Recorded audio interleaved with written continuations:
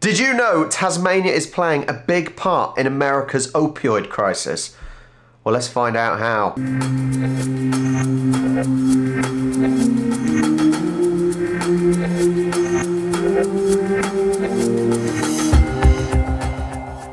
The chocolate brown soil in Tasmania's north provides sweet pain relief for millions of people around the world. We've been growing poppies for as long as I can remember, so over 50 years we've been growing poppies on this farm. Phillip Loane is watering the 23 hectares of poppies he's just planted. From the poppies we grow varieties, a thebaine variety, we grow a morphine variety this year. Thebaine is used to make oxycodone, commonly branded as Endone or OxyContin, the pain relief medication that hooked Middle America.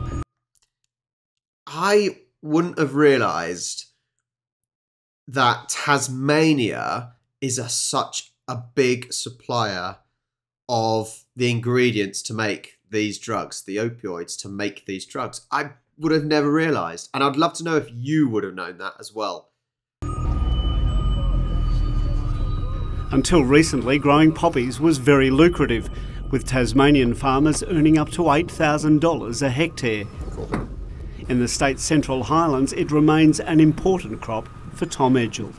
Poppies are a big part of our income for the year when we do it well.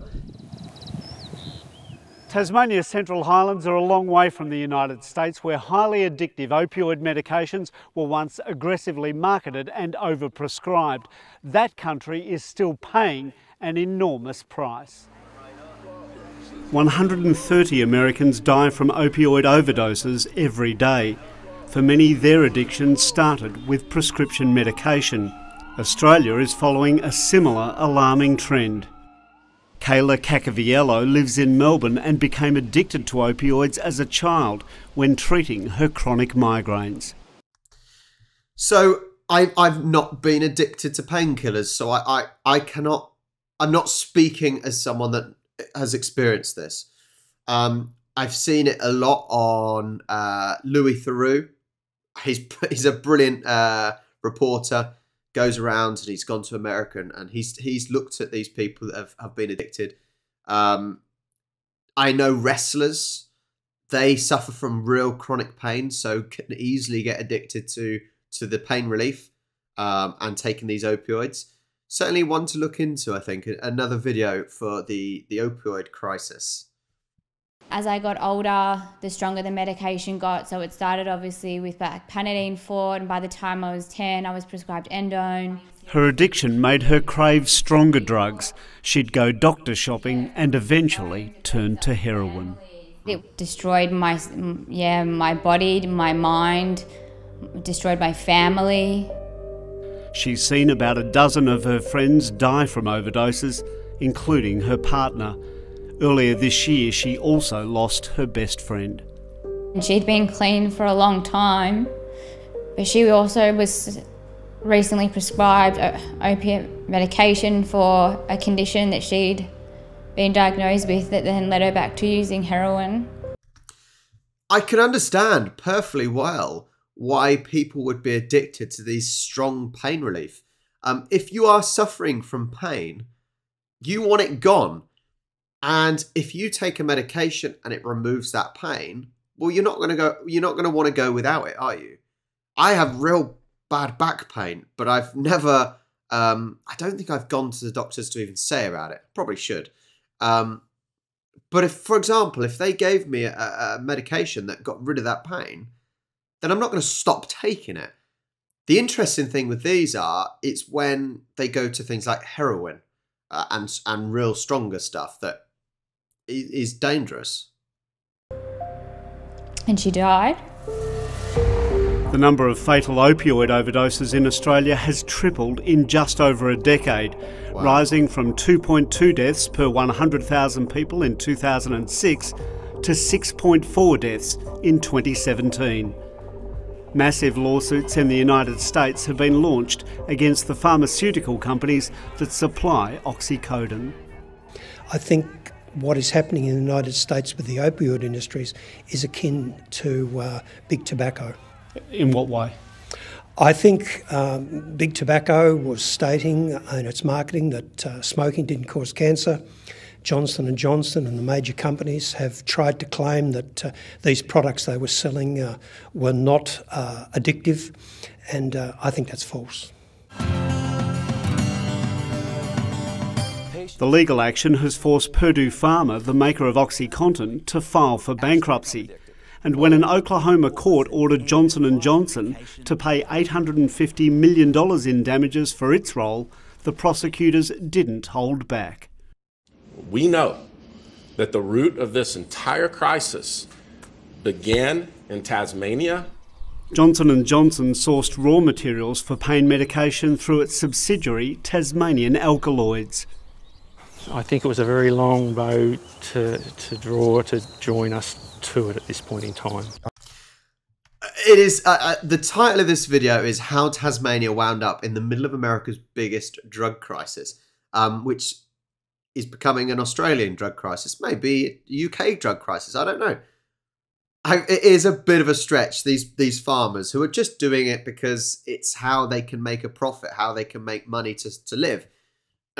So you can't necessarily pinpoint the individual farmers. You can pinpoint the people above them that are buying because they know why they're buying it. They know why they're paying the money to these farmers, right? But it does seem a bit harsh. It does seem a bit harsh on Tasmania. I guess poppy growers bear the same sort of responsibility that a wheat grower might for the obesity epidemic. I just wonder if they know what they're growing and how that impacts people's lives. I wonder if they consider that. I wonder if they care. Well, obviously we feel awful for what's happening, but there is still a world need for pain relief, and Tasmania's supply is quite critical to that. I have to agree with him rather than her. I know she's suffered, clearly, but there is still the need for pain relief. How many people take ibuprofen, take paracetamol, take codeine or whatever it's called, and other pain relief drugs? There is a need for the pain relief, right? So really, it's who do you blame? Do you blame the big pharma companies? Do you blame the doctors who are prescribing the drugs? Do you blame the people that are getting addicted themselves? You know, it's like smokers. People know my thoughts on smoking. It's awful. Do you blame the tobacco growers? Do you blame the tobacco companies? Or do you blame the people that are actually buying the products and smoking them? It's a tricky one. It's a really tricky one, isn't it? Because maybe everyone's to blame.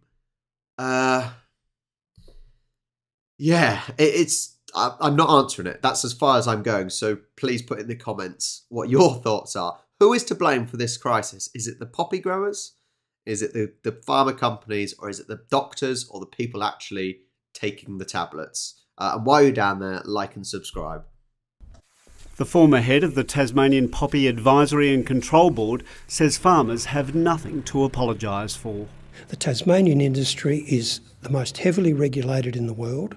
It's regarded by the United Nations as gold standard, and it is subject to both Tasmanian, national and international regulations. In 2013, President Obama unveiled a national drug strategy which tightened US regulation of pain medication, reducing the demand for the importation of narcotics. Since then, poppy prices have fallen about 20%. This paddock has just been planted with poppies, and Tasmanian poppies provide the raw material for half of the world's pain medication. Wow. At the height of the US opioid crisis, Tasmania harvested 30,000 hectares of poppies. 6 years later, that's been slashed by almost 2/3. 12,000 hectares are expected to be harvested this season. We're not expecting to see any further reductions. We believe we're sitting on a sustainable demand situation at the moment. The United Nations says about 80% of the world's population actually needs more opioid medication, It's essential for palliative care. I think Tasmania can hold its head up very high and will be producing this product for many, many years to come. It will be up to others to avoid the road to ruin. Do you know, ABC, same as the BBC, they do some fantastic information and educational pieces. That was brilliant. That was brilliant. It was brief, but it was brilliant. But it does link to, on the original video of this, it does link to a more fuller article. It is a tricky one because at the end of the day, people need pain relief, and so they're supplying that. Now, it's not their fault that people go over the top, get addicted, or the GPs dish it out willy-nilly or whatever. So, no, I don't think you can blame the farmers. I don't think you can blame the farmers. There's a demand that they need to fulfill, and they're doing it, I'm sure, for the right reasons. What are your thoughts on this one? Let's take Tasmania out of it for starters, I think. I think we've got to go into a little bit more exploring on the American opioid crisis at some point. Anyway, thanks so much for watching. Make sure you like and subscribe. I will catch you next time.